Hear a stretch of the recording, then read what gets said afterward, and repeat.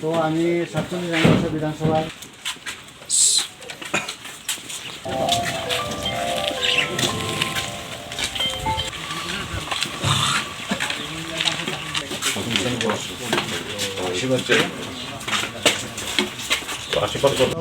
জায়গাতেই খুব ভালো রেসপন্স, পজিটিভ।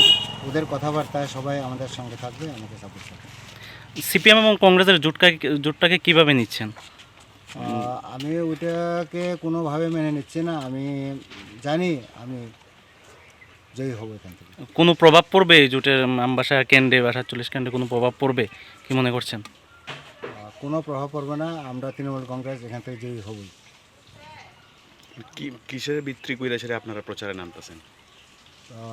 আমরা মমতা সরকারের যে প্রকল্পগুলি ওয়েস্ট বেঙ্গলে চালু করেছে, ওইটাই আমরা এখানে সরকার গঠন করার পর আমরা এখানে এই প্রকল্পগুলি চালু করব এবং মানুষের ঘরে ঘরে গিয়ে সুবিধা অসুবিধা, ফান্ডামেন্টাল মানুষের যে অধিকারগুলি, যেগুলি সুবিধাগুলি, যেমন মনে করেন রাস্তাঘাট, তারপর ব্রিজ, কোথাও দেখেছি মানে চলাফেরার জন্য রাস্তা নালা পার হওয়ার জন্য কোনো সুবিধা নেই।